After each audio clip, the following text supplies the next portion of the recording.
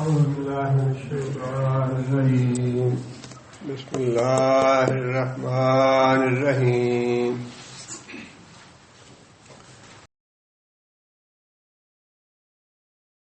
پچھلی آیت میں اللہ تعالیٰ نے یہ بات ارشاد فرمائی تھی کہ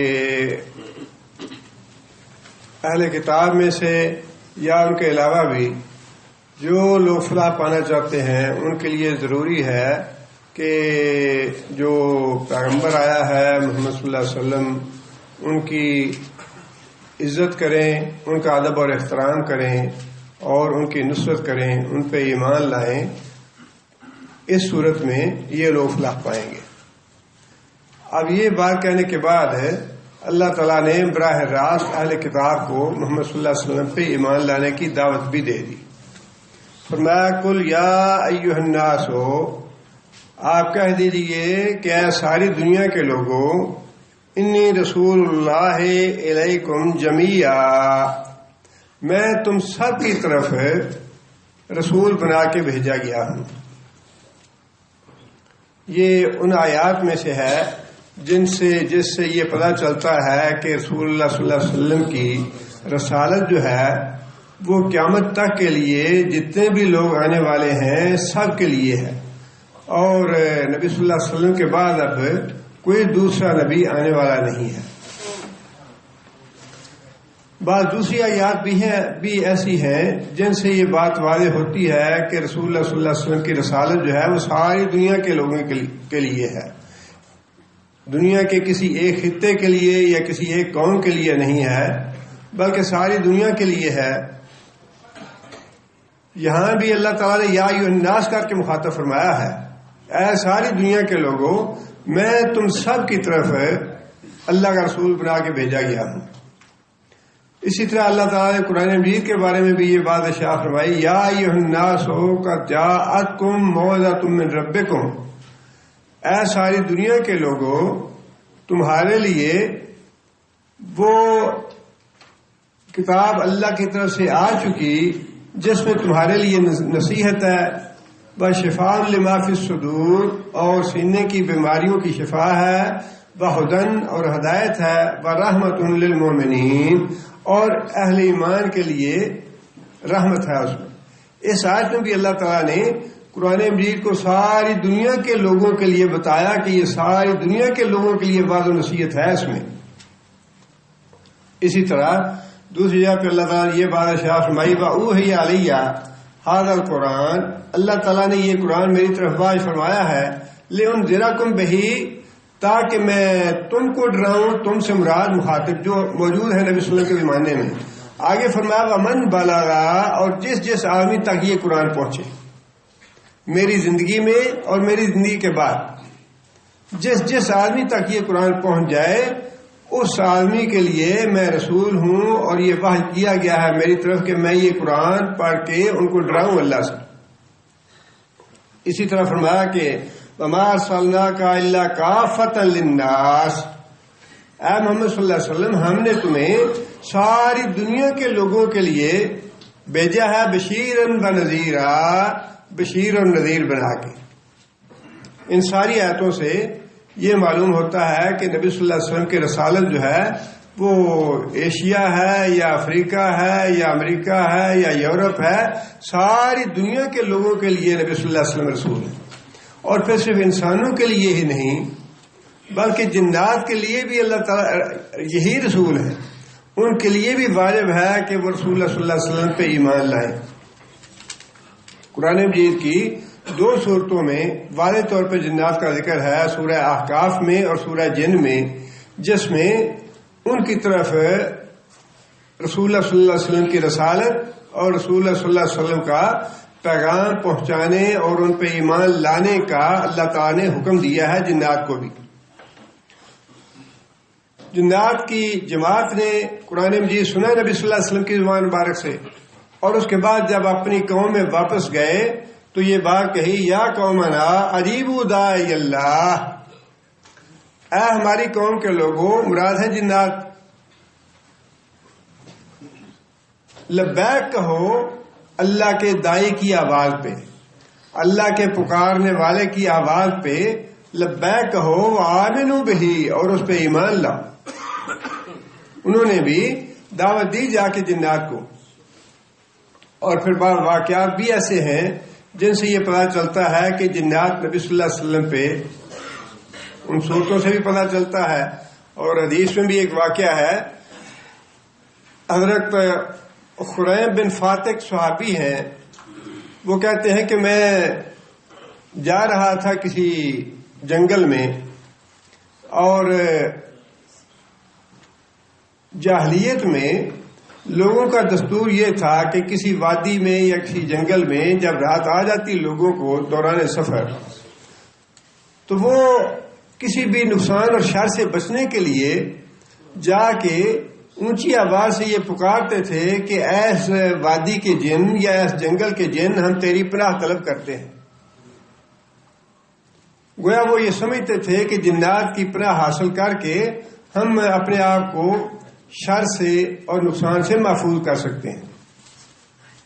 حضرت خریب بن فاتح کو جنگل میں رات آ گئی، اور انہوں نے یہ آواز پکارا اس آواز سے کہ ایس جنگل کے جن، میں تیری پناہ طلب کرتا ہوں۔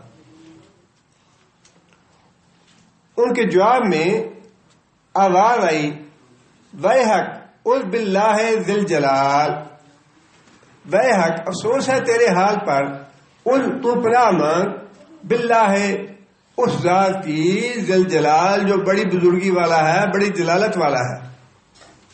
اور اس کے بعد آگے بھی کلمات ہیں کہ جنات کی پناہ نہیں مانگنی چاہیے، اللہ کے رسول آ چکے، اللہ کے رسول نے ہمیں یہ بتایا ہے کہ اللہ کی صرف پناہ مانگنی چاہیے، جس نے زمین و آسمان بنائے ہیں، جو ہمارا خالق اور مالک ہے، اس کی پناہ طلب کرنی چاہیے۔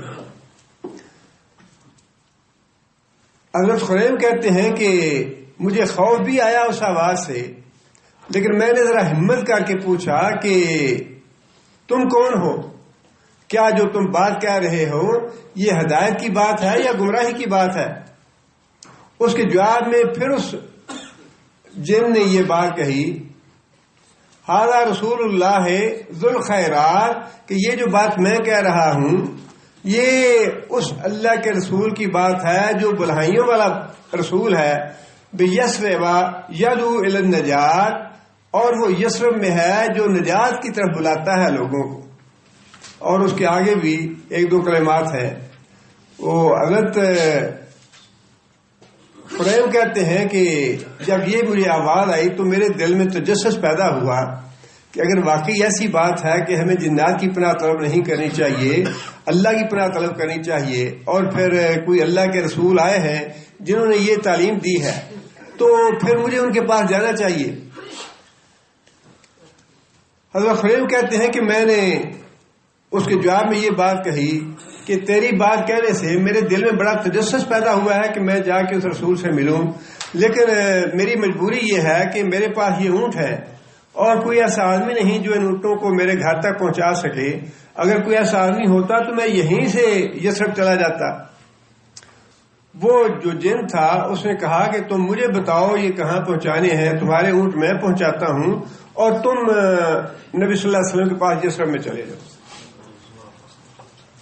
اس نے اپنے لیے ایک اونٹ سواری کا رکھا، باقی اونٹ اس کے حوالے کیے، اور حضرت خریم کہتے ہیں کہ میں مدینہ پہنچا، جمعے کا دن تھا اور نبی صلی اللہ علیہ وسلم خطبہ دے رہے تھے۔ میں مسجد کے باہر تھا اور دو آدمی مجھے لینے کے لیے آئے، ایک حضرت بکر صدیق تھے اور ایک اور آدمی تھا ان کے ساتھ، اور انہوں نے یہ بات کہی کہ تم مسجد کے اندر آؤ، نبی صلی اللہ علیہ وسلم نے تمہیں بلایا ہے۔ حضرت خریم کہتے ہیں کہ مجھے یہ بات سن کے خوشی بھی ہوئی اور تعجب بھی ہوا، اور جب میں اندر گیا تو نبی صلی اللہ علیہ وسلم نے مجھے پوچھا کہ کیا تمہیں معلوم ہے کہ جس کو تم اپنے اونٹ دے کے آئے تھے اس نے وہ تمہارے اونٹ تمہارے گھر پہنچا دیے ہیں؟ حضرت خریم کہنے لگی ہے مجھے تو پتہ نہیں ہے۔ نبی صلی اللہ علیہ وسلم نے فرمایا کہ اس نے تمہارے اونٹ جو ہے وہ تمہارے گھر پہنچا دیے۔ وہ حضرت خریم کو اس بات کا یقین ہو گیا کہ واقعی اللہ کے رسول ہیں، کہ جو بات میں نے کی تھی اللہ تعالیٰ نے وحی کے ذریعے انہیں بتا دی ہے۔ اور پھر حضرت خریم نے باقاعدہ یہ بھی بتایا کہ اس جمعے میں میں پھر بعد میں بیٹھا رہا اور نبی صلی اللہ علیہ وسلم نے یہ بات ارشاد فرمائی اس جمعے میں کہ جو آدمی اچھی طریقے سے وضو کر کے آئے اور اچھے طریقے سے نماز پڑھے اللہ تعالیٰ اس کو جنت میں داخل کر دیں گے. یہ حدیث میں نے نبی صلی اللہ علیہ وسلم سے سنی. اس کے بعد انہوں نے نبی صلی اللہ علیہ وسلم کی بیعت کی اور ایمان لے آئے، جس سے پتہ یہ چلتا ہے کہ جنات جو ہیں وہ بھی نبی صلی اللہ علیہ وسلم کی دعوت پہ ایمان لائے. نہ صرف ایمان لائے بلکہ آگے جا کے دوسروں کو بھی توحید کی دعوت دی انہوں نے. یہ مولانا نذیر محدث دہلوی معروف محدث ہیں، ان کے مدرسے کا بھی واقعہ ایسا ہی ہے جس سے پتہ چلتا ہے کہ جنات جو ہیں انہوں نے نبی صلی اللہ علیہ وسلم کی دعوت بھی سنی اور نبی صلی اللہ علیہ وسلم پہ ایمان بھی لائے، اور آگے جس طرح انسانوں میں نیک ہیں بد ہیں اور پھر ان کی مساجد ہیں، مدارس ہیں، تعلیم ہے، تربیت ہے، بالکل ایسا ہی معاملہ جو ہے جنات کا بھی ہے. اندھیری اور طوفان آیا اور اس دوران مسجد میں کوئی سانپ تھا، اس کو طلباء نے مار دیا. مارنے کے بعد تھوڑا وقت گزرا تو ایک آدمی آ گیا، اس نے آ کے یہ کہا کہ ہم نے آپ سے قصاص لینا ہے، آپ نے ہمارا ایک بندہ مار دیا ہے. محدث نذیر حسین دہلوی جو تھے انہوں نے پوچھا کہ کیا بات ہوئی. اس نے بتایا کہ اس طرح ہمارا آدمی تھا، وہ مسجد میں آیا تھا لیکن سانپ کی شکل میں تھا اور آپ کے لوگوں نے مار دیا ہے، اور ہمارا جو قاضی ہے وہ طلب کر رہا ہے اس بندے کو جس نے مارا ہے تاکہ وہ فیصلہ کرے اور اس کے مطابق ہم اس سے قصاص لیں گے.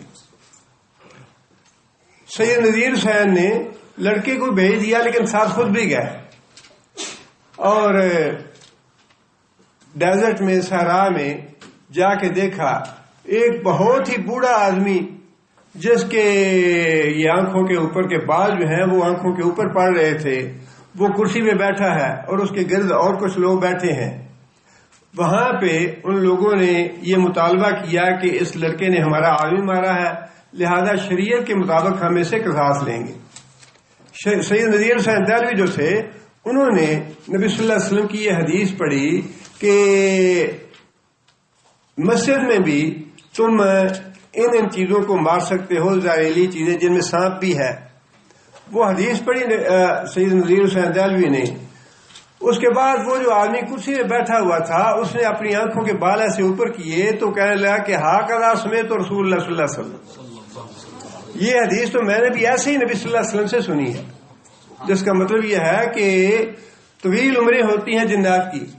نبی صلی اللہ علیہ وسلم کے زمانے کا جن تھا جو ایمان بھی لایا نبی صلی اللہ علیہ وسلم پہ، اور نبی صلی اللہ علیہ وسلم کی زبان مبارک سے احادیث بھی سنی اس نے، اور اس نے تصدیق کی اس بات کی کہ واقعی یہ حدیث جو ہے بالکل صحیح ہے اور بچے کو بری کر دیا. اس لیے نبی صلی اللہ علیہ وسلم کی جو رسالت ہے وہ قیامت تک کے لیے ہے. نبی صلی اللہ علیہ وسلم کے بعد نبی صلی اللہ علیہ وسلم نے بہت سی باتوں میں خود اس کی وضاحت فرمائی. غزوہ تبوک پہ جاتے ہوئے حضرت علی کو پیچھے چھوڑ دیا نیابت کے لیے، اور حضرت علی کو کچھ تھوڑی بات یہ گراں گزری کہ سارے لوگ جہاد پہ جا رہے ہیں، مجھے نبی صلی اللہ علیہ وسلم نے یہاں چھوڑ دیا.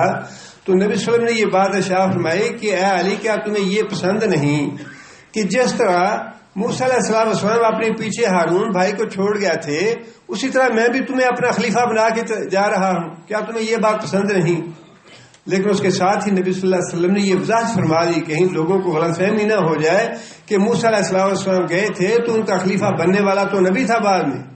ساتھ ہی نبی صلی اللہ علیہ وسلم نے یہ بات ارشاد فرما دی کہ ہارون تو نبی تھے لیکن میرے بعد نبی کوئی نہیں ہے. یہ وضاحت فرما دی نبی صلی اللہ علیہ وسلم نے. اور حضرت عمر رضی اللہ تعالیٰ عنہ کے بارے میں بھی یہ بات ارشاد فرمائی اگر میرے بعد کوئی دوسرا نبی ہوتا تو عمر ہوتا، لیکن میرے بعد کوئی نبی ہے نہیں. اس لیے نبی صلی اللہ علیہ وسلم کے بعد جو بھی کوئی دعویٰ کرتا ہے نبوت کا وہ کذاب ہے، دجال ہے، اور اس کی پیش گوئی بھی نبی صلی اللہ علیہ وسلم نے فرمائی. نبی صلی اللہ علیہ وسلم کے زمانے میں بھی مسلمہ کذاب نے بھی نبوت کا دعویٰ کیا، اسود انسی تھا اس نے بھی نبوت کا دعویٰ کیا، اور دونوں ہی جہنم رسید ہوئے. اور اسی طرح نبی صلی اللہ علیہ وسلم کے بعد بھی جو بھی کوئی آدمی اپنی نبوت کا دعویٰ کرے گا وہ بالکل کذاب ہے اور باطل ہے، اس لیے کہ نبی صلی اللہ علیہ وسلم نے اس حد تک تاکید فرما دی یا وضاحت فرما دی کہ فرمایا کہ اگر موسیٰ علیہ السلام آئیں، اللہ کی قسم جب تک میری اتباع نہیں کریں گے وہ بھی گمراہ ہوں گے۔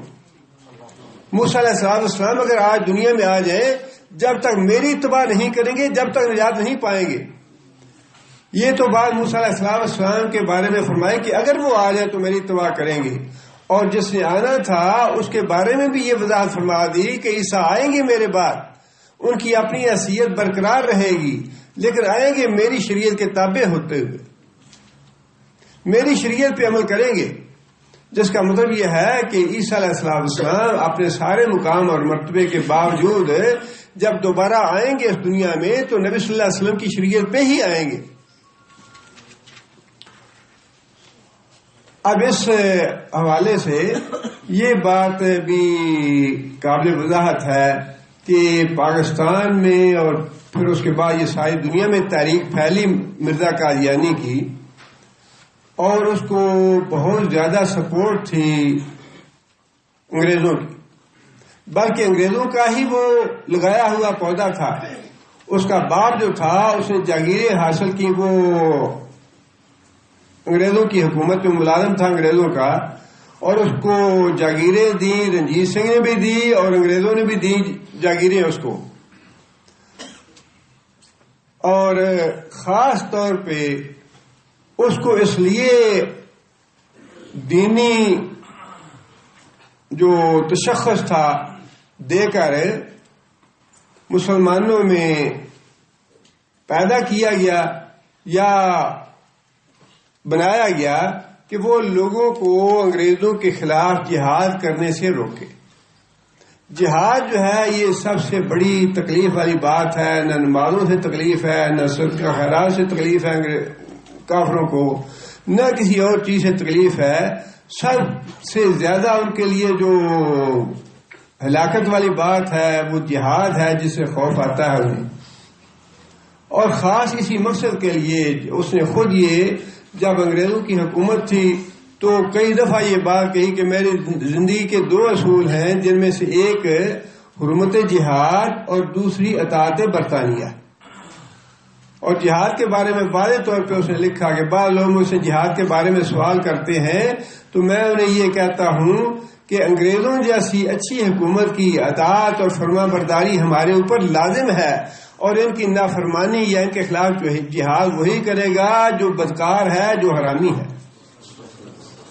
جس کا مطلب یہ ہے کہ یہ جو قادیانی تحریک تھی یا غلام محمد قادیانی تھا، یہ مذہبی ایشو نہیں تھا، اصل میں مذہبی ایشو بنایا گیا اس کو مسلمانوں میں انتشار پیدا کرنے کے لیے، ورنہ حقیقتاً یہ سیاسی جماعت تھی، انگریزوں کی پیدا کردہ تھی، اور اس کا مقصد خالص طور پہ مسلمانوں کے اندر جہاد کی روح کو ختم کرنا تھا۔ نبی صلی اللہ علیہ وسلم نے یہ بات رسول اللہ صلی اللہ علیہ وسلم سے کہلوائی گئی کہ لوگوں کو یہ بتا دو کہ اب میں اسی لیے نبی صلی اللہ علیہ وسلم نے بھی یہ بات ارشاد فرمائی کہ اب میرے بعد نبی نہیں ہیں، اور فرمایا کہ العلماء ورثۃ الانبیاء، اب علماء آئیں گے میرے بعد جو دعوت کا کام کریں گے یا انبیاء والا کام کریں گے، جو کام آج سے پہلے انبیاء کرتے رہے ہیں وہ اب میرے آنے کے بعد علماء کریں گے۔ جس کا مطلب یہ ہے کہ یہ حدیث جو ہے یہ بھی اس بات کی وضاحت کرتی ہے کہ نبی صلی اللہ علیہ وسلم کے نبوت کے بعد کوئی دوسرا نبی آنے والا نہیں ہے، اور جو کار نبوت ہے وہ اب علماء کے ذمے ہے۔ فرمایا کہ الذی لہ ملک السماوات والارض، وہ اللہ کی ذات جس نے جو بادشاہ ہے آسمانوں کا اور زمین کا، اس نے مجھے رسول بنا کے بھیجا ہے۔ لا الہ الا ہوا یحیی و یمیت، اس کے علاوہ کوئی الہ نہیں ہے، وہ زندہ کرتا ہے، وہ مارتا ہے۔ فآمنوا باللہ ورسولہ، مخاطب ہے اہل کتاب، مخاطب اہل کتاب ہے۔ پہلے اللہ تعالیٰ نے فلاح کے راستے بتا دیے، فلاح کا قانون اور ضابطہ بتا دیا کہ تمہاری اب فلاح اسی میں ہے کہ جو رسول نبی امی ہے اس پہ ایمان لاؤ، اس کا ادب اور احترام کرو، اس کی نصرت کرو اور اس کی اتباع کرو، پھر تم فلاح پاؤ گے۔ یہ ضابطہ بتانے کے بعد اللہ تعالیٰ نے باقاعدہ اہل و کتاب کو دعوت دے دی کہ محمد صلی اللہ علیہ وسلم اب ساری دنیا کے لیے رسول ہے۔ اب اس کے علاوہ کوئی چارہ کار نہیں کہ خواہ تم انہیں امی سمجھتے ہو، ان پڑھ سمجھتے ہو، جیسا بھی سمجھتے ہو، اب تمہاری دنیا اور آخرت جو ہے اس کی بھلائی اسی امی نبی کے ساتھ وابستہ ہے۔ اسی پہ ایمان لاؤ گے تو نجات ہے، ایمان نہیں لاؤ گے تو نجات نہیں ہے۔ الذی یؤمن باللہ وکلماتہ، وہ رسول یا وہ نبی یؤمن باللہ جو اللہ پہ ایمان لاتا ہے، جس کا مطلب یہ ہے کہ جو تعلیم اللہ کے رسول پہ نازل ہوتی ہے سب سے پہلے رسول کی یہ ذمہ داری ہے، رسول پہ یہ واجب ہے کہ وہ خود اس پہ ایمان لائے۔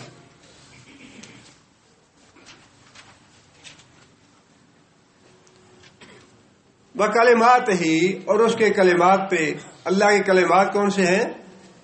اللہ کی کتابیں، اللہ تعالیٰ کی نازل کردہ کتابیں جو ہیں وہ اللہ تعالیٰ کے کلمات ہیں، اللہ تعالیٰ کے فرمودات ہیں، اللہ تعالیٰ کے ارشادات ہیں۔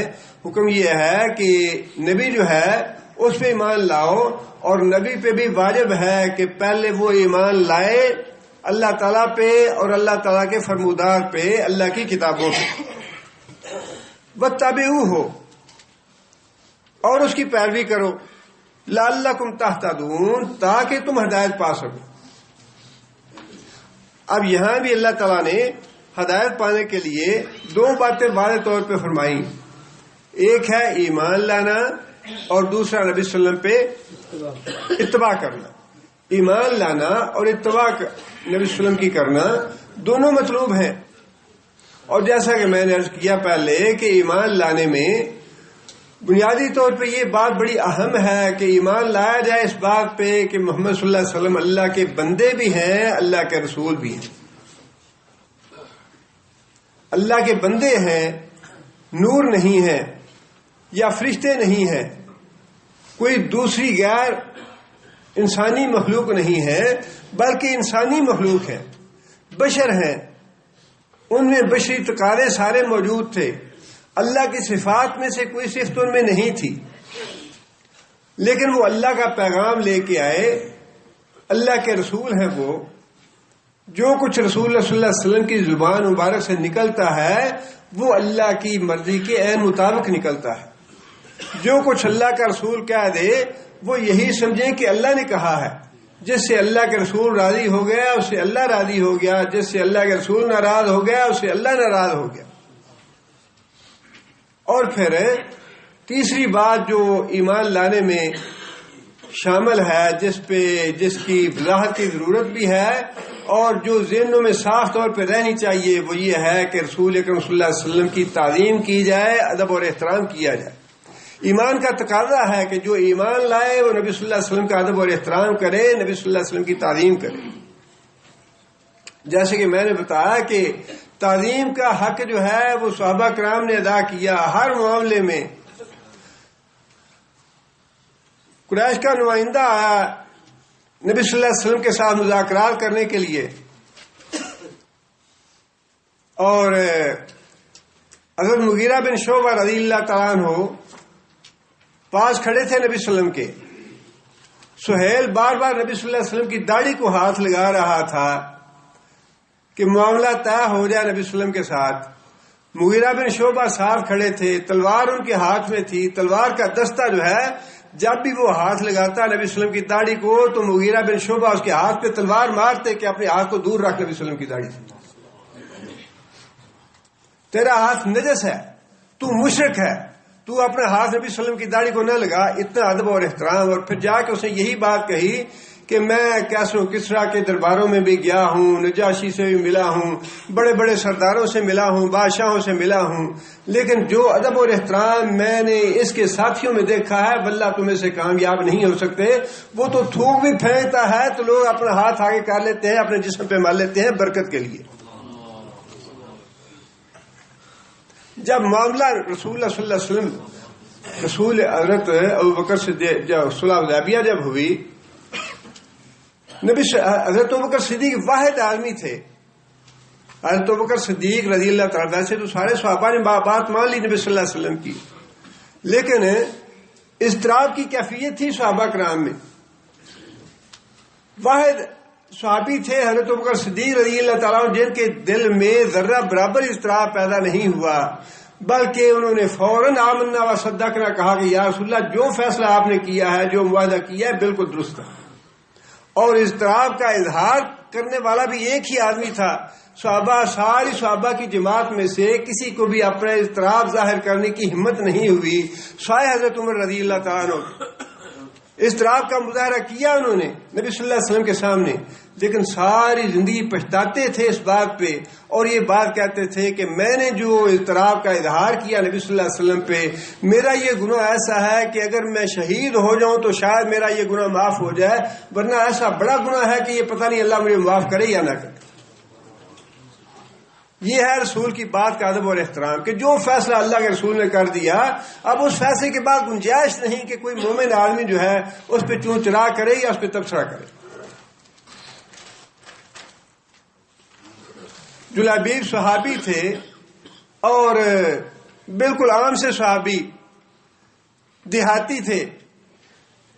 نبی صلی اللہ علیہ وسلم نے فرمایا کہ جلابیب تم شادی کیوں نہیں کرتے؟ کہنے لگے یا رسول اللہ مجھے کون دے گا نکاح کے لیے بیٹی اپنی؟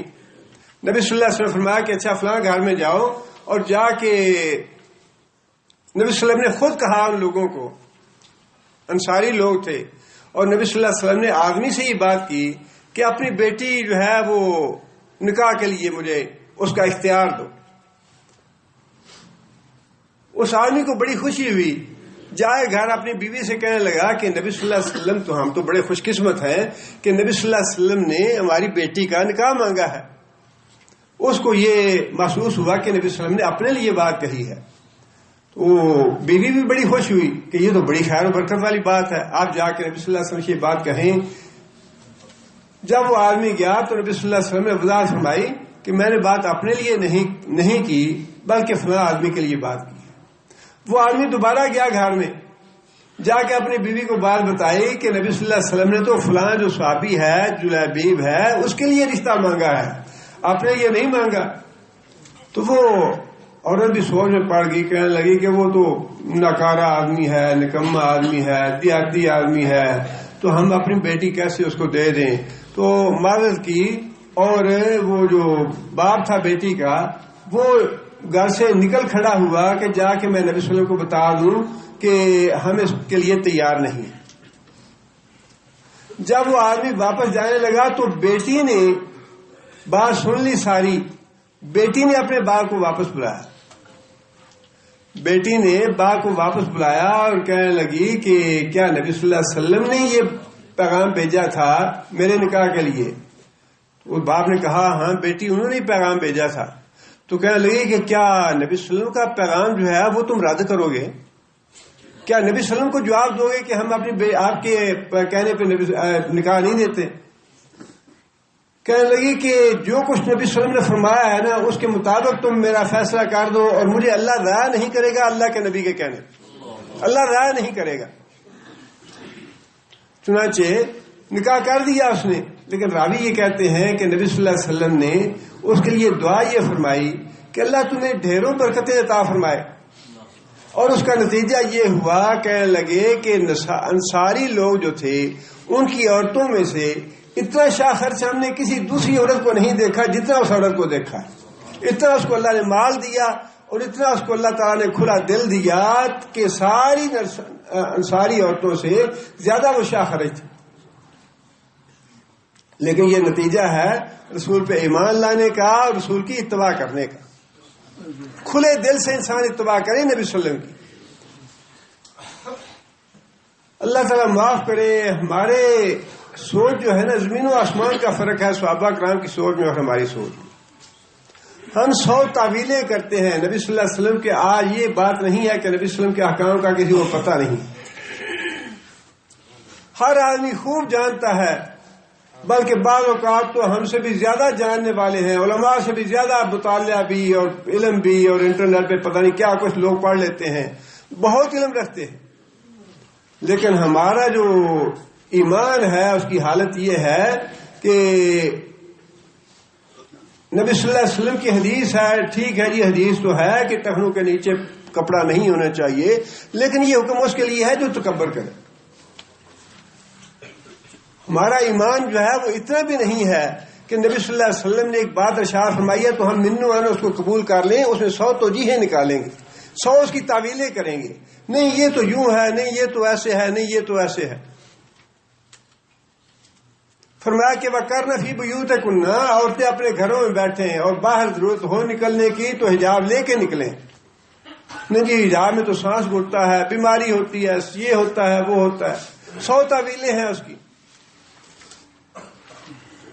یہی فرق تھا، نبی صلی اللہ علیہ وسلم نے،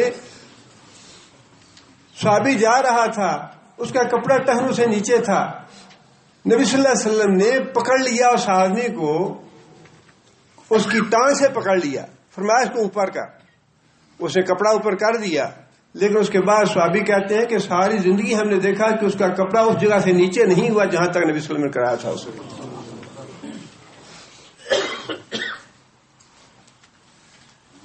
یہ ہے کہ ایمان بھی لاؤ اس پہ، اور پھر دوسرا تقاضا یہ ہے، دوسرا مطالبہ یہ ہے کہ پوری اتباع کرو اس کی۔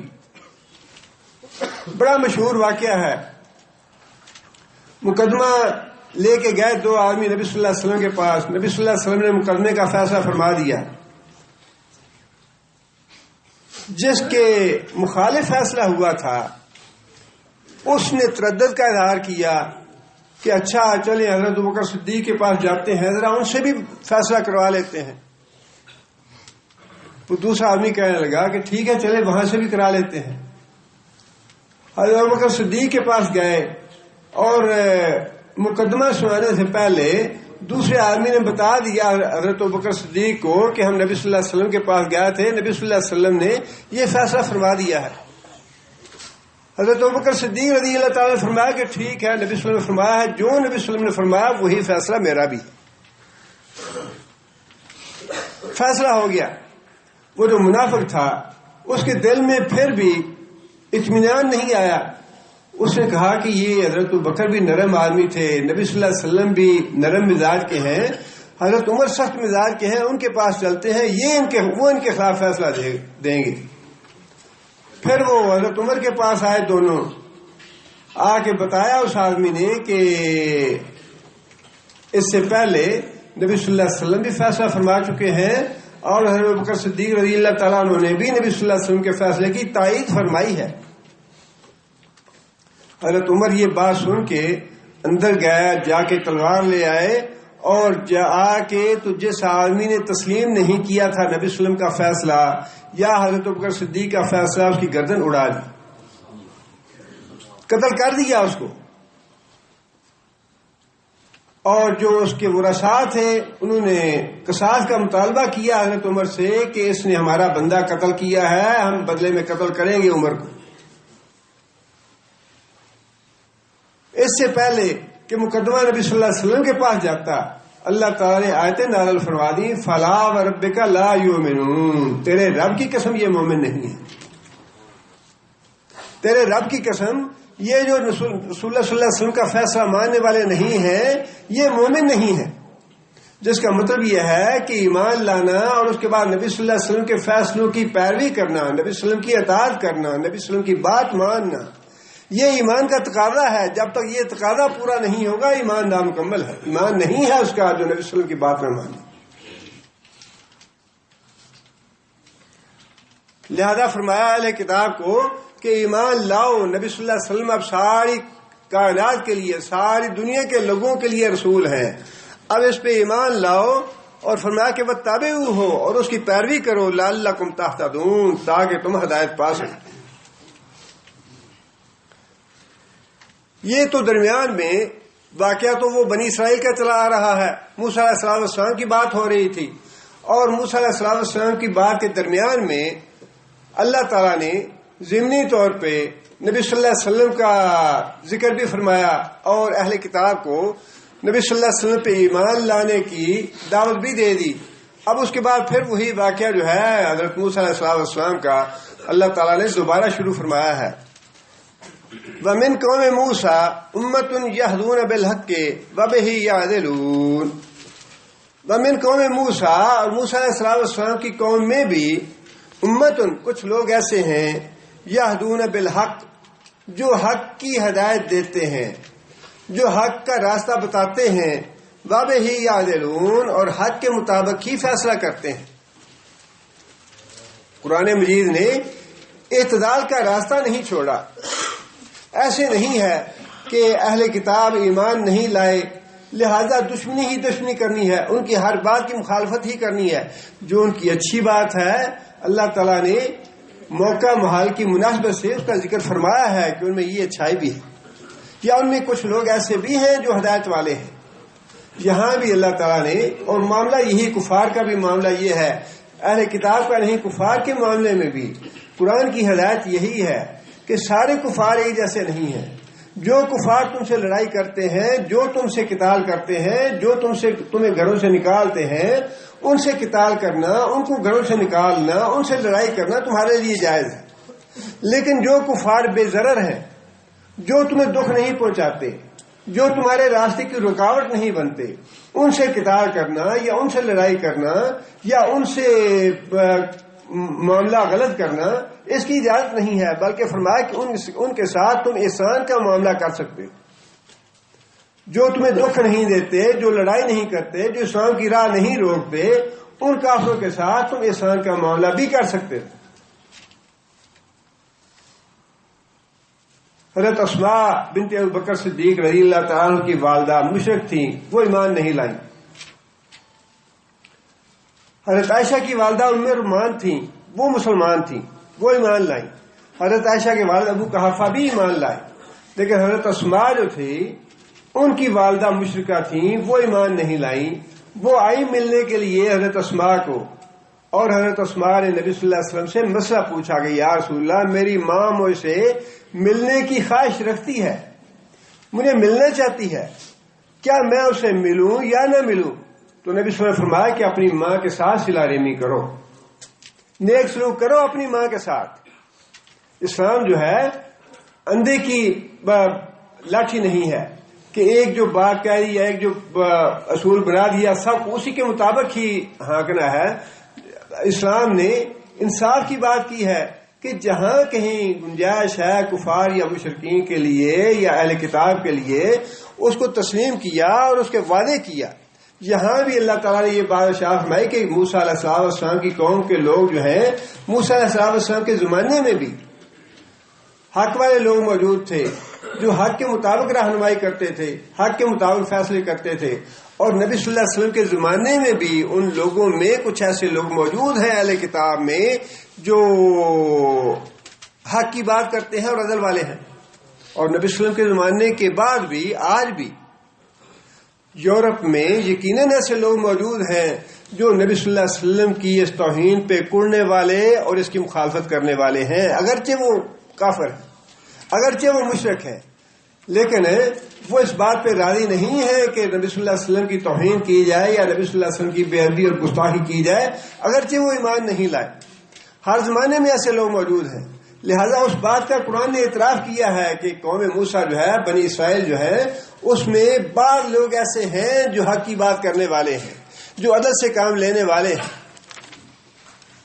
آگے پھر موسیٰ علیہ السلام کے زمانے کا ہی واقعہ اللہ تعالیٰ نے شروع فرمایا، اور یہ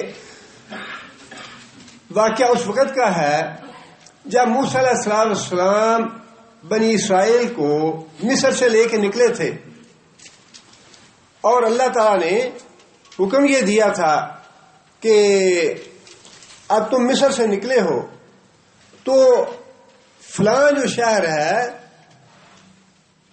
اس پہ فلاں قوم قابض ہے، جا کے تم جہاد کرو، تمہیں فتح نصیب ہوگی اور تم اس بستی میں یا اس شہر میں داخل ہو جانا.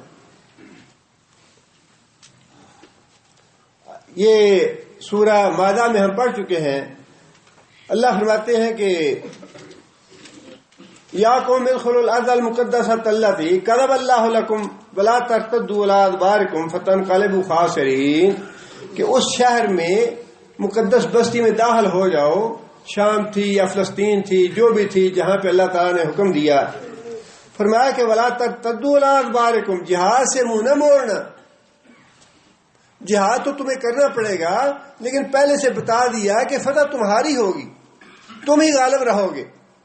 قالوا یا موسیٰ ان فیہا قوما جبارین، اے موسیٰ وہاں تو بڑی زبردست اور بڑی طاقتور قوم بستی ہے اس شہر میں.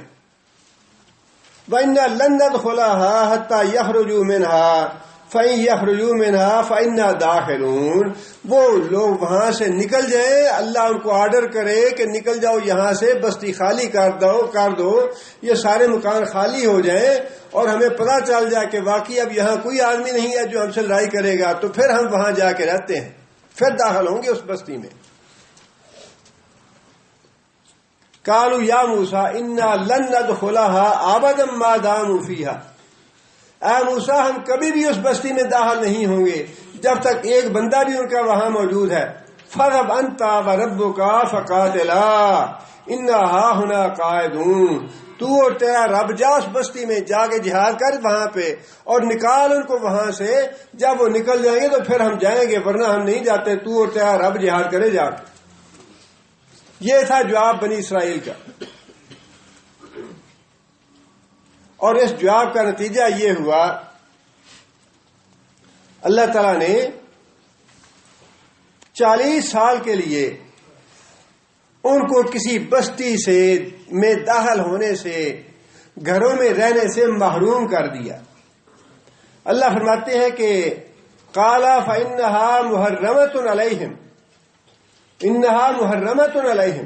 اب یہ بستی جس میں داخل ہونے کا تمہیں حکم دیا گیا تھا، اس میں داخلہ تمہارا حرام کر دیا گیا ہے 40 سنتاً، 40 سال کے لیے. 40 سال کے لیے یتیہون فی الارض، تم زمین میں ٹھوکریں کھاتے پھرو گے، راستے تلاش کرتے پھرو گے. مفسرین نے لکھا ہے کہ 300-400 مربع میل کی جگہ تھی وہ، جہاں پہ اللہ تعالیٰ نے ان کو بند کر دیا. وہ صبح سے لے کر شام تک راستہ تلاش کرتے تھے، راستہ نہیں ملتا تھا کسی بستی میں جانے کا، اور یہ سزا تھی ان کے لیے جہاد سے منہ موڑنے کی.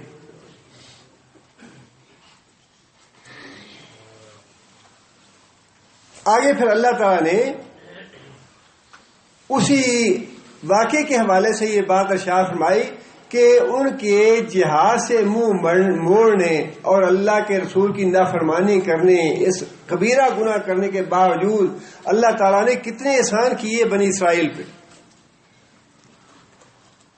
6 لاکھ کی تعداد تھی. مفسرین نے لکھا ہے کہ کم بیش 5-6 لاکھ افراد موسیٰ علیہ السلام کے تھے جو اس مختصر سے خطے میں مقید کر دیے گئے، بند کر دیے گئے.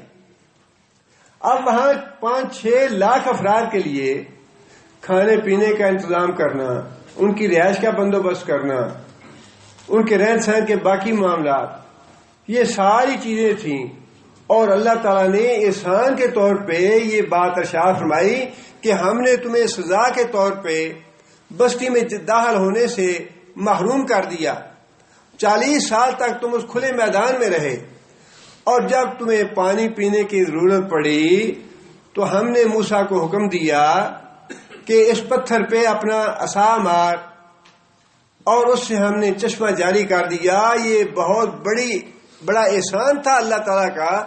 آپ جسٹ اندازہ لگائیے کہ 6 لاکھ آدمی ہے، 6 لاکھ آدمی، اور ایک آدمی ایک دن میں 1 لیٹر پانی بھی پیے، صرف 1 لیٹر پانی پیے ایک آدمی، تو 6 لاکھ بوتلیں چاہیے تھی پانی پینے کے لیے اس لشکر کو. 6 لاکھ بوتلیں. اور ایک پیغمبر کے بس میں تو یہ بات نہیں ہے کہ اتنے لشکر کو اتنا پانی مہیا کر دے. اللہ تعالیٰ نے احسان کے طور پہ یہ بات ارشاد فرمائی بنی اسرائیل کو کہ تمہاری اس نافرمانی کے باوجود سزا تو دی اللہ نے کہ بستی سے محروم کر دیا، کھلے میدان میں 40 سال تک کے لیے چھوڑ دیا کہ یہ بھٹکتے رہیں، ٹھوکریں کھاتے رہیں، سزا تو دی انہیں، لیکن اس کے باوجود اللہ تعالیٰ نے پھر ان پہ یہ احسان کیا کہ جب پیاس لگی تو پانی مانگا موسیٰ علیہ السلام سے، اس کا بھی اللہ تعالیٰ نے ذکر فرمایا ہے کہ اِذِ اسْتَسْقَىٰ مُوسَىٰ لِقَوْمِهِ فَقُلْ نَضْرِب بِعَصَاكَ الْحَجَرَ، تو ہم نے موسیٰ کو کہا کہ فلاں جو پتھر ہے اس پہ اپنا عصا مارو، فَانْفَجَرَتْ مِنْهُ اثْنَتَا عَشْرَةَ عَيْنًا، 12 چشمے اس سے جاری ہو گئے، قَدْ عَلِمَ كُلُّ أُنَاسٍ مَشْرَبَهُمْ، اور 12 جو گروہ تھے انہوں نے اپنے اپنے پانی پینے کی جگہ مقرر کر لی۔ کلوا واشربوا من رزق اللہ ولا تعصوا فی الارض مفسدین، اللہ نے فرمایا کہ کھاؤ اور پیو۔ یہ جو احسان ہے وہ اللہ تعالیٰ نے برقرار رکھا کہ تمہاری زندگی کی ضروریات تو میں یہاں پوری کر دوں گا، ضروریات زندگی یہاں بھی تمہیں دوں گا، لیکن جو تم نے جہاد سے منہ موڑنے کا جرم کیا ہے اس کی سزا بھی تمہیں دوں گا۔ اللہ فرماتے ہیں وَقَطَّعْنَاهُمُ اثْنَتَيْ عَشْرَةَ أَسْبَاطًا أُمَمًا، ہم نے ان کو تقسیم کر دیا۔ یعقوب علیہ السلام کے 12 بیٹے تھے اور اللہ تعالیٰ نے موسیٰ علیہ السلام کو حکم دیا کہ ان 12 بیٹوں کی جو اولاد ہے ان کے اپنے اپنے الگ قبیلے یا گروہ بنا دیے جائیں تاکہ انتظام کرنے میں سہولت رہے، لوگوں کے معاملات کا انتظام کرنے میں سہولت رہے۔ 12 کنبے بنا دیے یا 12 گروہ بنا دیے، 12 قبیلے بنا دیے۔ دعوحینا الی موسیٰ، اور ہم نے وحی کی موسیٰ علیہ السلام کو اذ استسقاہ قومہ، جب موسیٰ علیہ السلام کی قوم نے موسیٰ علیہ السلام سے پانی مانگا، ان اضرب بعصاک الحجر، کہ فلاں جو پتھر ہے اس کو اپنا عصا مارو، فانبجست منہ اثنتا عشرۃ عینا، جاری ہو گئے اس پتھر سے 12 چشمے، قد علم کل اناس مشربہم، ہر گروہ نے اپنے پانی پینے کی جگہ کو مقرر کر لیا یا جان لیا کہ ہماری جگہ یہ ہے، یا متعین کر دی گئی کہ 12 گروہ ہیں، 12 چشمے ہیں، ہر آدمی فلاں فلاں جگہ سے اپنا پانی لے۔ یہاں اللہ تعالیٰ نے موسیٰ علیہ السلام کے معجزے کے طور پہ یہ بات ارشاد فرمائی ہے، ورنہ اور معجزے کا مطلب کیا ہے؟ معجزے کا مطلب یہ ہے کہ کوئی بھی دوسرا آدمی وہ کام کرنے سے عاجز ہے، وہ کام نہیں کر سکتا۔ جو معجزہ اللہ نے دے دیا کسی پیغمبر کو وہ اب کوئی دوسرا آدمی نہیں کر سکتا، اور اگر کر لے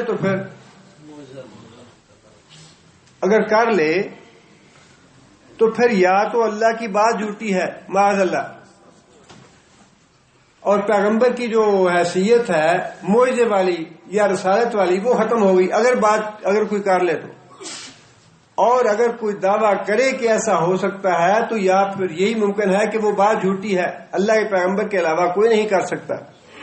اب آپ قصص الاولیاء میں ایک نہیں کئی واقعات ایسے پڑھیں گے، مجھے نام نہیں آ رہا ان بزرگوں کا، ان کے بارے میں لکھا ہے کہ وہ جا رہے تھے، راستے میں گرمی بڑی شدید تھی، دھوپ پڑ رہی تھی، پانی نہیں مل رہا تھا، ان کے ساتھی جو ہیں بڑے پیاس لگ گئی انہیں، پیاس کے لیے پانی طلب کیا حضرت صاحب سے، تو حضرت صاحب نے اپنا عصا پتھر پہ مارا اور اسے چشمہ جاری ہو گیا اور لوگوں نے پانی پی کے اپنی پیاس بجھا لی۔ اب اس طرح کے جو کرانتے ہیں، جو انبیاء کے معجزات جیسی کرانتے ہیں، یا تو وہ کرانتے جھوٹی ہیں یا پھر انبیاء کے معجزات غلط ہیں، یا اللہ تعالیٰ نے جو معجزہ دیا اس کی حیثیت باطل ہو گئی، معاذ اللہ، اللہ کی بات باطل ہو گئی۔ لیکن واضح بات یہ ہے کہ جو ایسے قصے گھڑے ہوئے ہیں وہ باطل ہیں، وہ جھوٹے ہیں۔ اور اب تو ایک نیا انقلاب پاکستان میں ہے، اور وہ انقلاب یہ ہے، اب چھاپے پڑ رہے ہیں وہاں پہ کہ دہشت گردی ہم نے ختم کرنی ہے، اور دہشت گردی میں جن کتابوں میں اولیاء کے بارے میں کوئی ایسی باتیں لکھی ہیں وہ بھی اب ممنوع قرار دے دی گئی ہیں۔ ایسے لوگوں کو پکڑ رہے ہیں جو ایسی کتابیں شائع کر رہے ہیں جن میں اولیاء کے بارے میں یہ باتیں لکھی ہیں کہ ان سے ایسی کرامتوں کا صدور جو ہے یہ ناممکن ہے اور یہ باتیں جھوٹی ہیں، یہ باتیں باطل ہیں۔ باقاعدہ وہ جو ناشرین ہیں ان کو ایک کاغذ دیا جا رہا ہے، پرنٹڈ پیپر ہے، کہ کوئی بھی ایسی کتاب شائع کرنا پاکستان میں ممنوع ہے جس میں اولیاء کرام کی گستاخی کی گئی ہو۔ اور اولیاء کرام کی گستاخی یہی ہے کہ جو بھی جھوٹی بات کہی جائے اس کو تسلیم کرو۔ یہ ہے عزت اور احترام اولیاء کا۔ اگر وہ یہ کہے کہ پتھر مار پہ سا مار کے پانی جاری کر دیا اس کو مان لو، اگر وہ یہ کہیں کہ ولی جو ہے مردوں کو زندہ کر سکتا ہے اس کو مان لو، اگر وہ یہ کہیں کہ ولی علم غیب رکھتا ہے اس کو مان لو، یعنی جو بھی ولی کے نام سے جھوٹ یا باطل یا غلط بات ہو اگر وہ تسلیم کرو، اگر تسلیم نہیں کرتے تو گستاخی ہے اولیاء کی۔ یہ عجیب دین ہے، اللہ تعالیٰ معاف کرے۔ قرآن کا جو دوری ہے یا قرآن سے لا علمی ہے، قرآن سے جہالت ہے، یہ سب سے بڑا نقصان ہے۔ جہاں کہیں بھی بگاڑ ہے، خواہ وہ سیاسی بگاڑ ہیں، مذہبی بگاڑ ہیں، اخلاقی بگاڑ ہیں، جتنے بھی بگاڑ ہیں ان سب کا سبب یہی ہے کہ ہم قرآن سے دور ہیں۔ جب تک قرآن کی تعلیم عام نہیں ہوتی سیاسی بگاڑ بھی دور نہیں ہو سکتے۔ اب روز در یہ دہشت گردی یا جو کچھ بھی کہتے ہیں، پکڑ دکڑ ہے، کرپشن ہے، بے ایمانی ہے، رشوت خوری ہے، چوری ہے، قتل ہے، ڈاکہ ہے، جب تک اللہ کی پکڑ کا خوف نہیں ہوگا جب تک یہ کیسے رکیں گے؟ مولویوں سے تمہیں ویسے نفرت ہے، مساجد سے تم گرانا چاہتے ہو، مدارس کو بند کرنا چاہتے ہو، اور دوسری طرف تم دہشت گردی، ساری دنیا کے قانون تم بنا لو، پولیس لے آؤ، جتنا مرضی تم بجٹ بنا لو، اس کے لیے جو بھی کرنا چاہتے ہو کر لو، جب تک دلوں میں اللہ کا خوف پیدا نہیں ہوتا جرائم ختم نہیں ہو۔ یا اللہ کے قانون نافذ کرو یا اللہ کا خوف پیدا کرو، جب تک یہ دونوں چیزیں پیدا نہیں ہوتی جرائم ختم نہیں ہو۔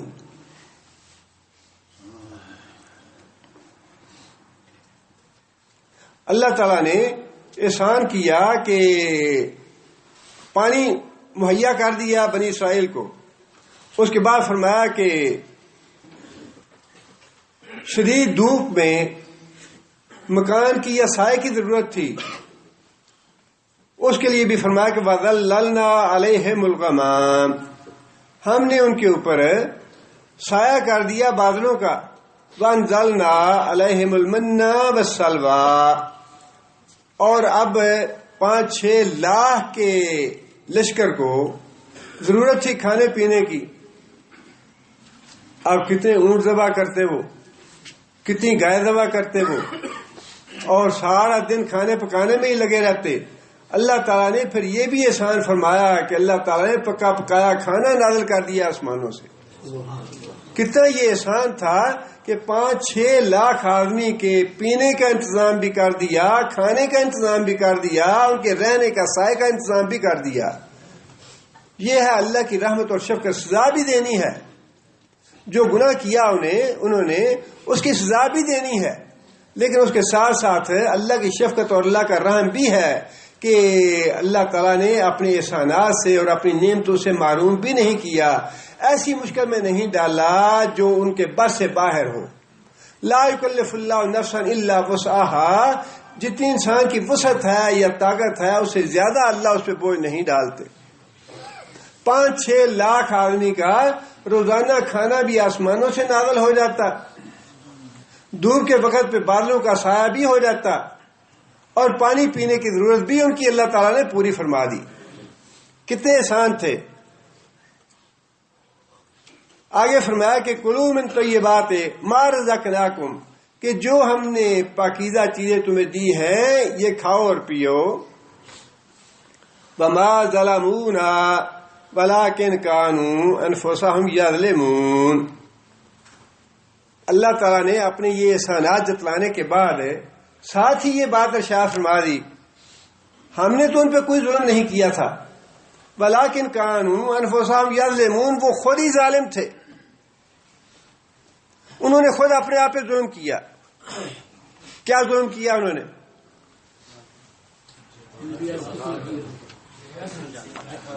جی جی انبیاء کو قتل کرنا بھی ظلم ہے. نہیں، انبیاء کو قتل کرنا تو ٹھیک ہے. جہاد سے منہ موڑا. انہوں نے فصلوں کا کھانا مانگا تھا اور وہ سارے جہاد سے منہ موڑنے کی سزا تو دے دی انہیں. انبیاء کو قتل کرنا بھی ان کی گناہ میں شامل ہے، لیکن جو اللہ نے احسان یاد دلائے کہ میں نے تمہیں پانی دیا، میں نے تمہیں کھانا دیا، میں نے تمہیں سایہ دیا، اور ساتھ ہی فرمایا کہ اس کے باوجود انہوں نے اپنے آپ پہ ظلم کیا.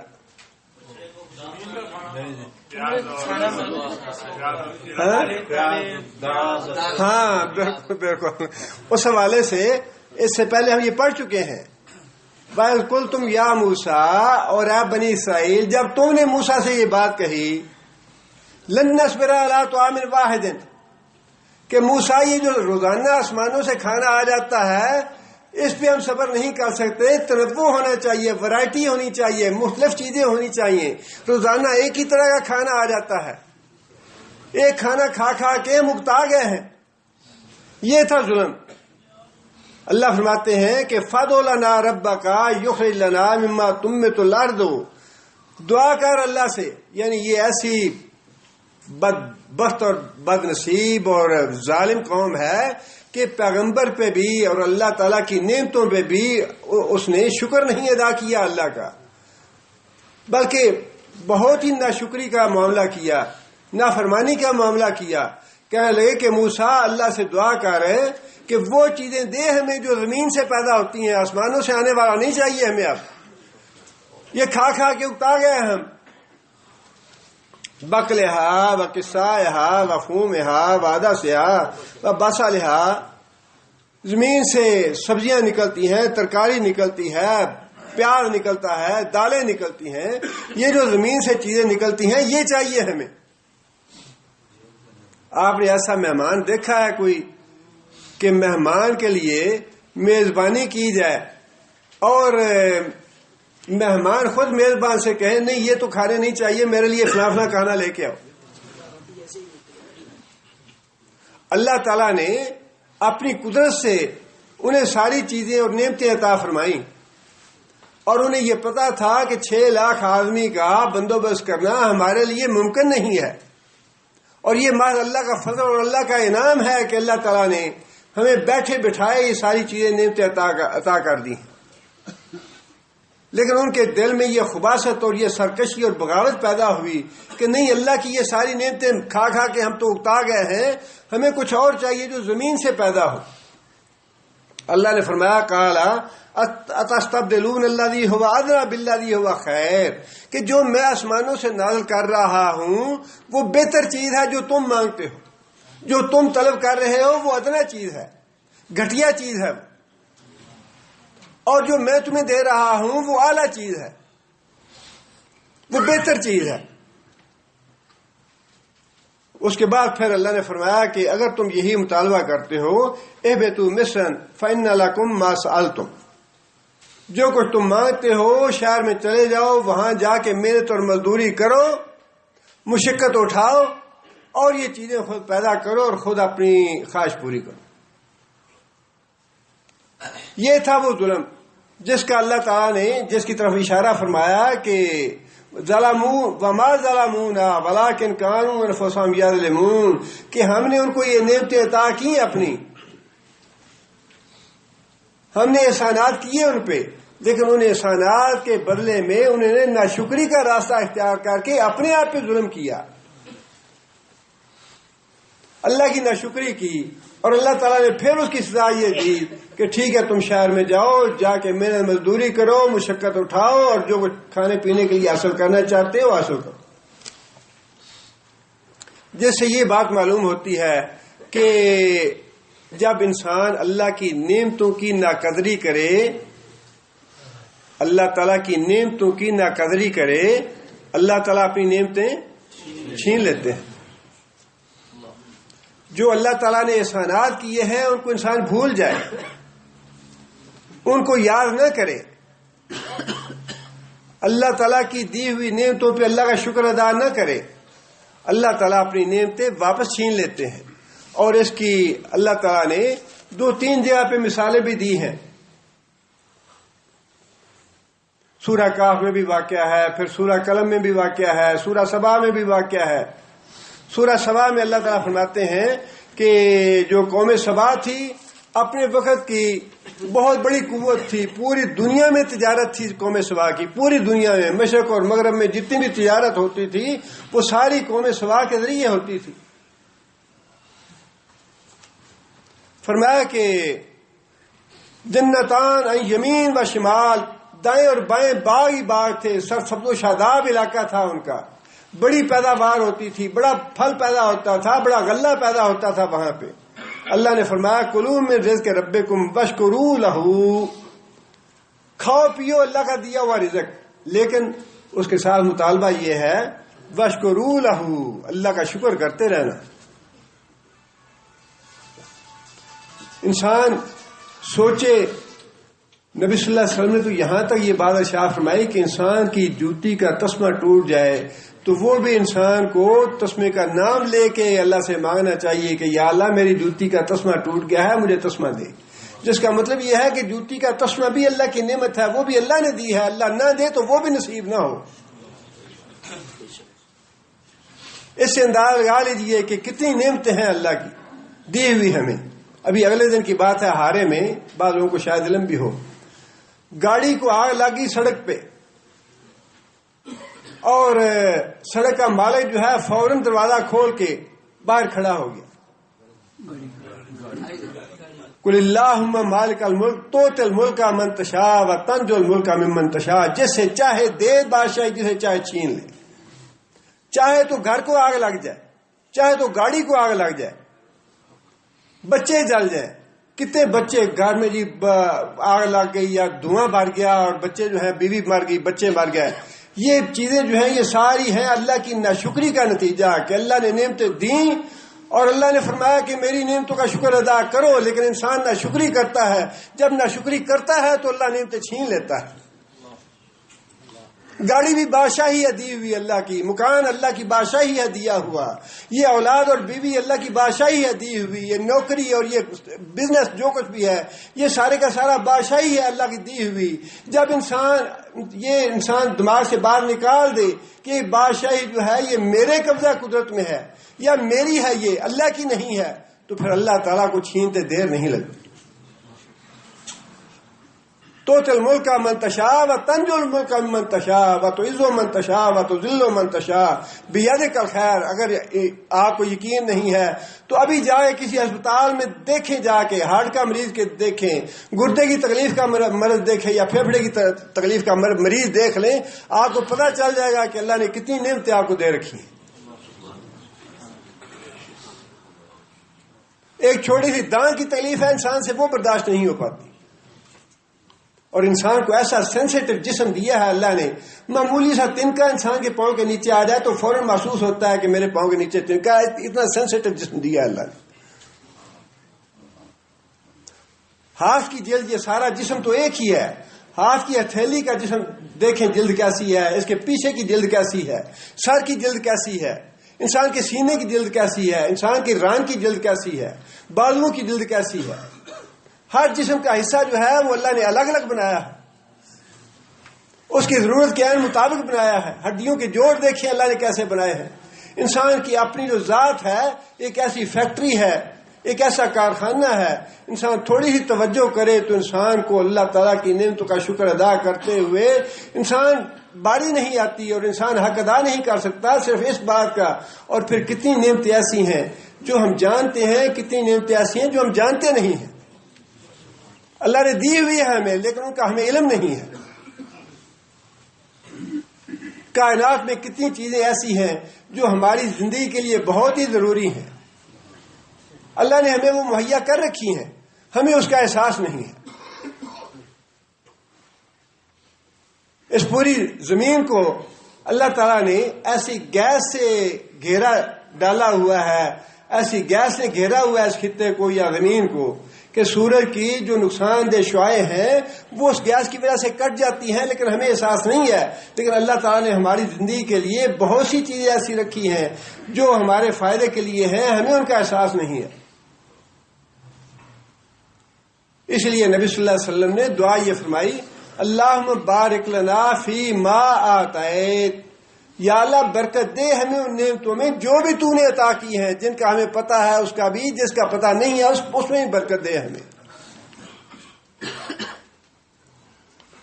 فرمایا کہ قوم سبا کو ہم نے زرخیز زمین دی، سرفراز و شاداب باغ دیے، پوری دنیا میں ان کی تجارت تھی، اور ہم نے انہیں کہا کہ کھاؤ پیو۔ اللہ کھانے پینے سے منع نہیں کرتے، لیکن جس بات کا مطالبہ یہ ہے وہ یہ ہے بشکروا لہو، اللہ کی نعمتوں کا شکر ادا کرتے رہنا۔ بلدتن طیبۃ ورب غفور، اور یہ کتنی بڑی نعمت ہے کہ بڑا اچھا ملک، بڑا زرخیز ملک، اور اس کے ساتھ ساتھ معاف کرنے والا رحمان۔ اللہ کی نعمتیں، اللہ کا فضل اور اللہ کا احسان، سرفراز و شاداب ملک، اور اس کے ساتھ دوسری اللہ نعمت یہ رب غفور، کہ تمہارا رب وہ ہے جو بڑا بخشنہار ہے، ساتھ ساتھ تمہارے گناہ معاف کرتا رہتا ہے۔ اللہ فرماتے ہیں کہ فَأَعْرَضُوا، انہوں نے ناشکری کی، شکر کرنے سے منہ موڑ لیا۔ فَأَرْسَلْنَا عَلَيْهِمْ سَائِلَ الْعَارِمِ وَبَدَّلْنَاهُمْ بِجَنَّتَيْهِمْ جَنَّتَيْنِ ذَوَاتَيْ أُكُلٍ خَمْطٍ وَأَصْلٍ وَشَيْءٍ مِّن سِدْرٍ قَلِيلٍ۔ فرمایا کہ ہم نے نعمتیں ساری چھین لی، سیلاب ایسا آیا کہ ساری زرخیز زمین کو بہا کے لے گیا، اور بیری کے چند دست اور گھاس پھوس باقی رہ گئی اس زمین پہ، اور پھر وہ قوم ایسی تباہ اور برباد ہوئی، ایسی تجارت ان کی ختم ہوئی کہ اس قوم کا نام و نشان نہ رہا۔ کچھ لوگ بھاگ کے شام چلے گئے، کچھ لوگ بھاگ کے فلسطین میں چلے گئے، کچھ لوگ بھاگ کے حجاز میں آ گئے، اور قوم کا پتہ نہیں چلا کہ قوم سبا تھی اس دنیا میں یا نہیں تھی، پتہ نہیں چلا اس قوم کا۔ اور اس کا سبب یہ ہوا کہ اللہ نے فرمایا تھا کہ کھانے پینے سے تمہیں منع نہیں کرتا، میری نعمتیں استعمال کرو، لیکن مطالبہ یہ ہے کہ میری نعمتوں کا شکر ادا کرتے رہنا۔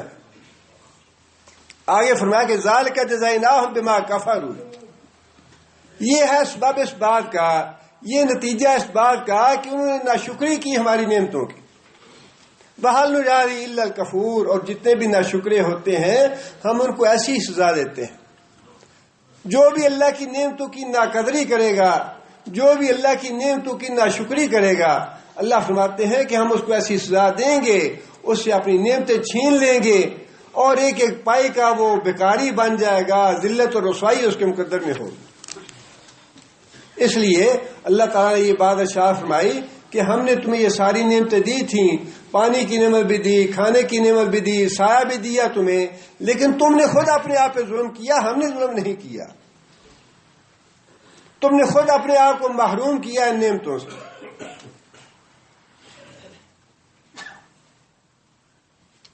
آگے پھر وہ جس بستی میں جانے کا حکم دیا تھا اللہ تعالیٰ نے، اس کے لیے بھی اللہ تعالیٰ نے امتحان میں ڈالا انہیں۔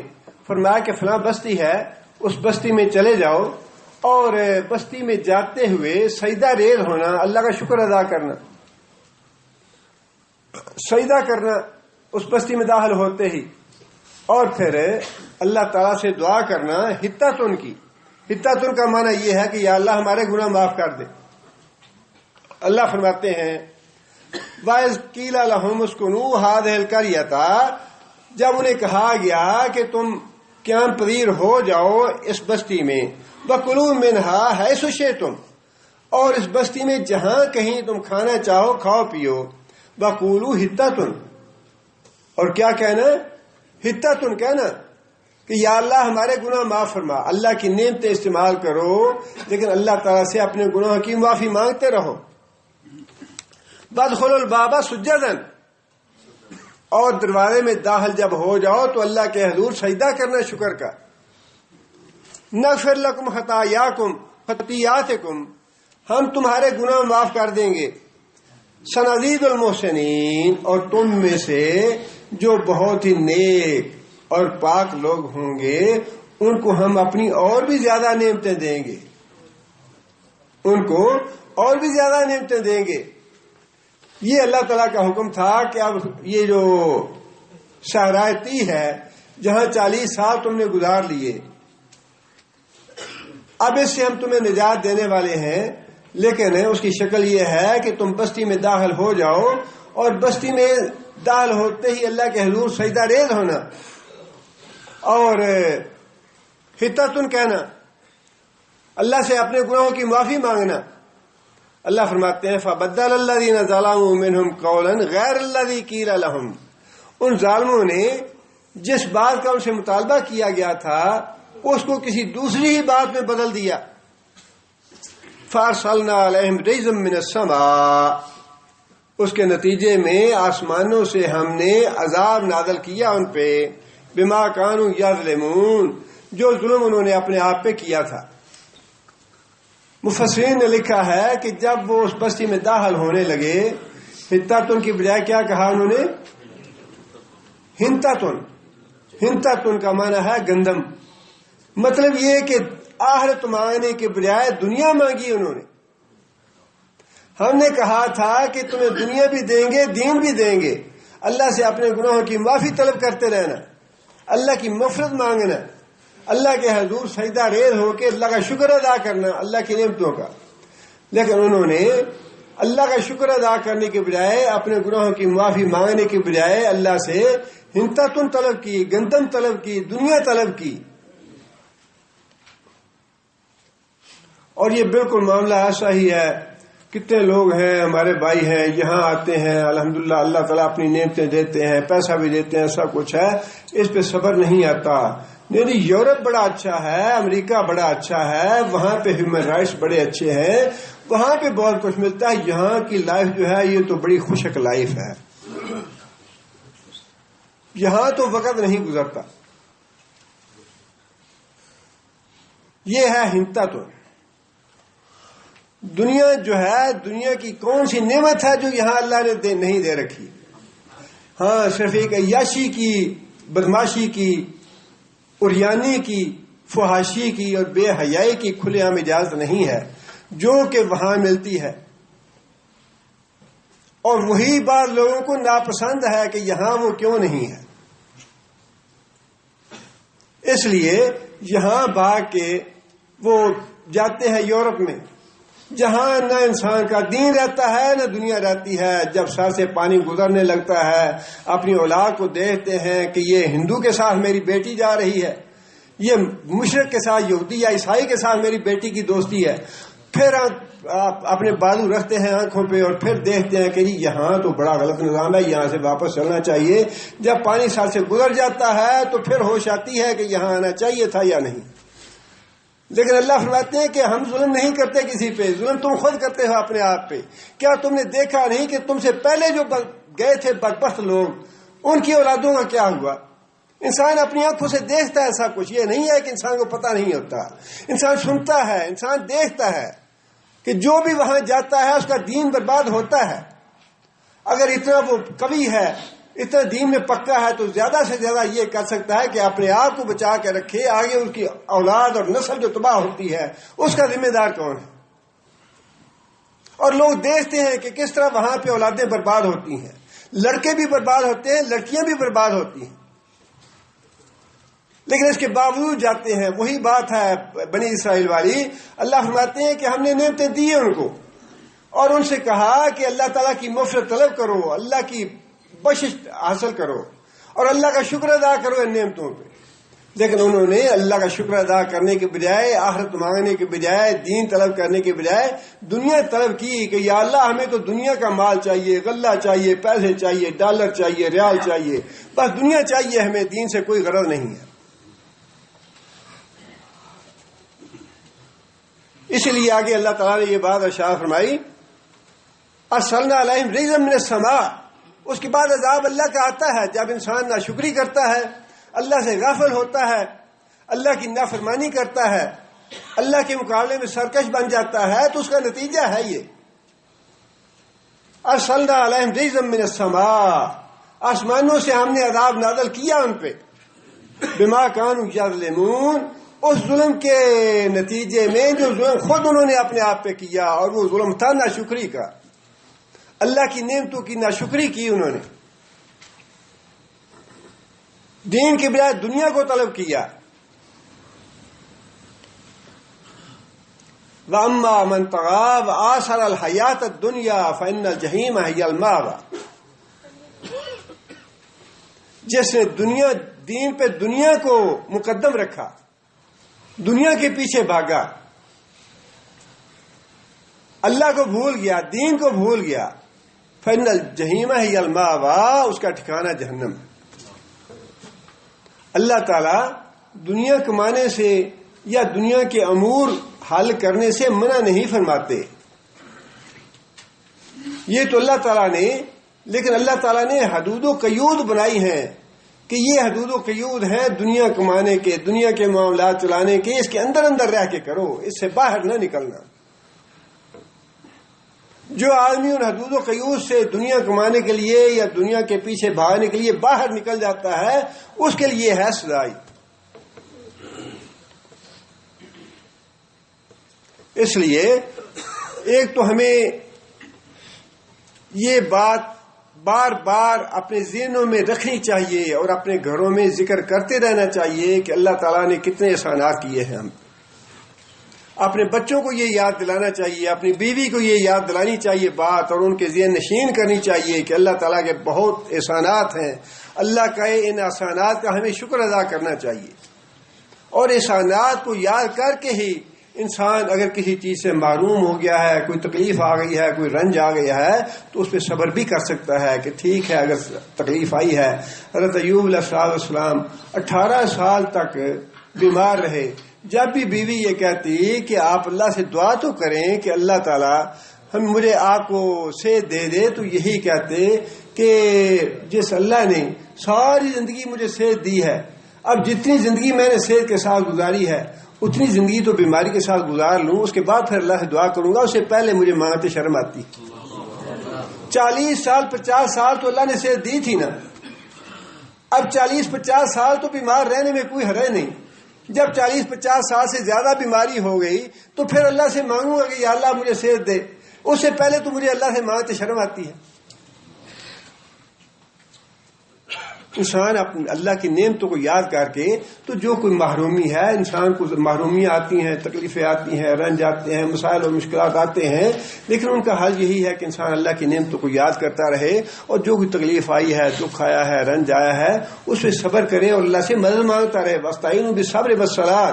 جب کوئی تکلیف اور رنج آئے تو نماز کے ساتھ اور صبر کے ساتھ اللہ سے دعا کرتے رہو. اللہ تعالیٰ سے دعا ہے کہ اللہ تعالیٰ ہمیں نیک عمل کرنے کی توفیق عطا فرمائے. سبحان ربک رب العزت عما یصفون.